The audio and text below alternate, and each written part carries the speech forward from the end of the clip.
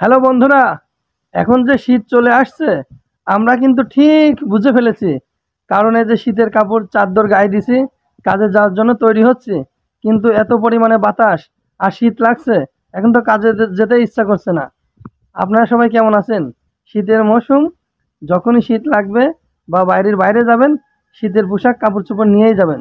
যখন যেটা প্রয়োজন তখন সেটা ব্যবহার না করলে সমস্যা কিন্তু। যেমন বৃষ্টির দিনে ছাতা ব্যবহার না করলেই আপনার কিন্তু পস্তানো লাগবে। এখন শীত, শীতের সময় শীতের পোশাক সবাই গায়ে দেন, আর সবাই শীতের পোশাক নিয়েই ঘোরাঘুরি করুন। তাহলে শরীরটা ভালো থাকবে, ঠান্ডার হাত থেকে বাঁচতে পারবেন। ধন্যবাদ সবাইকে। হ্যালো বন্ধুরা, এখন যে শীত চলে আসছে আমরা কিন্তু ঠিক বুঝে ফেলেছি। কারণ এই যে শীতের কাপড় চাদর গায়ে দিছি, কাজে যাওয়ার জন্য তৈরি হচ্ছে, কিন্তু এত পরিমাণে বাতাস আর শীত লাগছে, এখন তো কাজে যেতে ইচ্ছা করছে না। আপনারা সবাই কেমন আছেন? শীতের মৌসুম, যখনই শীত লাগবে বা বাইরের বাইরে যাবেন, শীতের পোশাক কাপড় চোপড় নিয়েই যাবেন। যখন যেটা প্রয়োজন তখন সেটা ব্যবহার না করলে সমস্যা কিন্তু।